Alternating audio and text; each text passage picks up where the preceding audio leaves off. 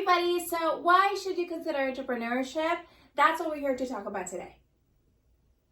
So what is it that made you decide to go in business for yourself? That's a great question because I actually didn't think about going into business at all. And I was working at the gym actually. And I actually enjoy my job and I really like the people that I was meeting and the stuff that I was doing. I was in sales, so that was really fun. But the thing was that I didn't have the freedom to do the things that I wanted to do. I'm a very outdoorsy person, so I love doing things outside. At the time, we know. Where did yeah, you just come back from? I know. And I at the time I was doing marathon training, so I would spend a lot of time hiking and running and all that stuff, and traveling, visiting places. Unfortunately, there's only so many vacations you can take when you have a job. It's very limited, and that became an issue, right? And it became an issue because obviously if you have a job, they expect you to be there. That's just how it is. And so that's why I started looking at other options. And I think at that time it was just looking at an alternative to be able to make money and not have to clock in and out, and be there for a specific amount of time. So I could go outside, I could finish my runs, I could go hiking and camping and all the stuff that I like to do. Yeah.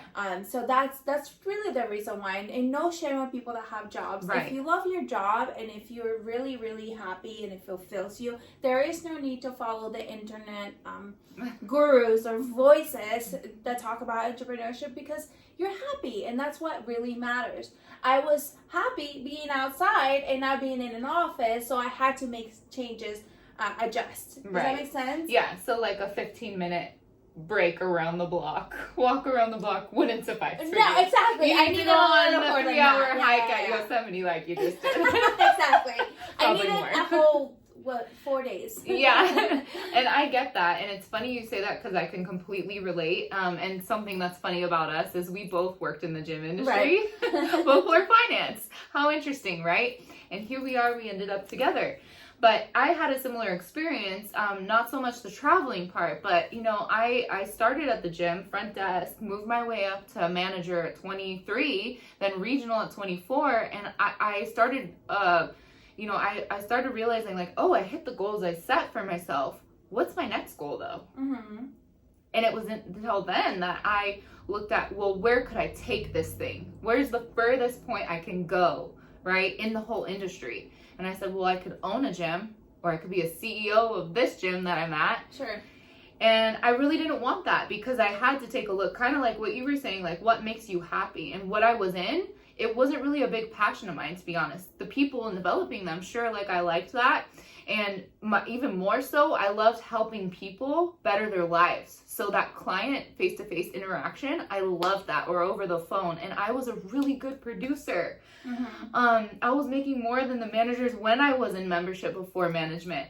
And I realized that, no matter where I move within this company or another, I'm really going to have I'm really going to have a cap on my commissions, whereas I want that uncapped potential that I can tap into. And the reason why is because I really, versus, like with traveling, I really wanted to be able to give to my family. Yeah. In a way that, maybe I couldn't give back how they gave to me, right? I tried to in love and all that kind of stuff, but monetarily they've done so much, and I would love to return that favor, not just when I die and here's my life insurance, but what can I do right now, and also for my communities, right, that need help. Yeah. I want to be that person that makes a shift in some way, shape, or form, even if it's just locally. So for me, I realized, I'm gonna need more money to do that. Right, okay. And it's not just my salary with the gym, but it's way beyond that. So that for me is what really turned me on to entrepreneurship and having a business for myself. Great. So what would you say would be a good advice for people that want to make that change? They are unhappy, or they want to have uncapped potential, or they want to have more time to do the things that they love. What would you tell them? Oh my gosh, that's such a good question. And all the time I advise people, you gotta do your own research on what drives you, because not everyone falls into adversity where it motivates them and drives them, kind of like my Yeah. situation with my dad in finance, losing him and realizing the reality of what happens in financial world, and being passionate about that. Not that doesn't happen to everybody. So Right. you definitely have to do your own research of like what industries you're in, or maybe like hobbies you've taken on that maybe you can turn it into a side hustle or an actual business full time for yourself. And also dive into like envisioning, so like meditating and just sitting there staring at a wall and thinking about like, what do I want to do the next 2, 5, 10 years of my life, whether I'm here or not, because we don't know that, right? What does my life look like? How do I want to live my best life? Like, what does my schedule look like every day? And I would say start living that right away if you can. If you're at a job and have to transition out, then definitely take your time and have a plan in place, because you don't want to end up like I did. I was struggling for a good year because I left my job sooner than I should have. And I invested a lot more in my business earlier on when I didn't need to.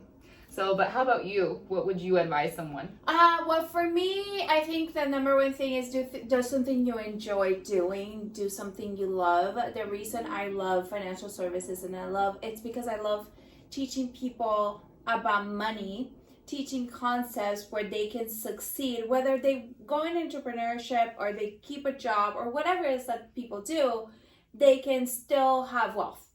And that's something that I learned. I feel like I would have never learned in my home. And so because I learned it outside from an educator, I just decided that I wanted to become an educator as well. And it really fills me, like I'm very passionate about it. I love it. And so when a lot of people go out and do things for money, and that's cool, but that can only take you so far. Because this isn't an easy journey. Yeah. And you can tell with you and your clients, with your team, like that comes across so heavily. And that's, one of the reasons why I decided to work with you is like, again, also too, if you want to get in business with someone, you need to have a business partner where your values really align. And so for us, we really believe a lot of the same things when it comes to business and in our personal lives, right? Because that sometimes carries over. So, I think, these are just some tips we really wanted to leave you with if you are considering entrepreneurship. But like Gemma said earlier, please don't let anyone shame you, because wherever you're at, and if that's happiness and peace, you are good to go, my friend. Not a lot of people have that in their whole lifetime, so that's such a blessing. And, everything that we talk about here, we really do want you to make mas dinero.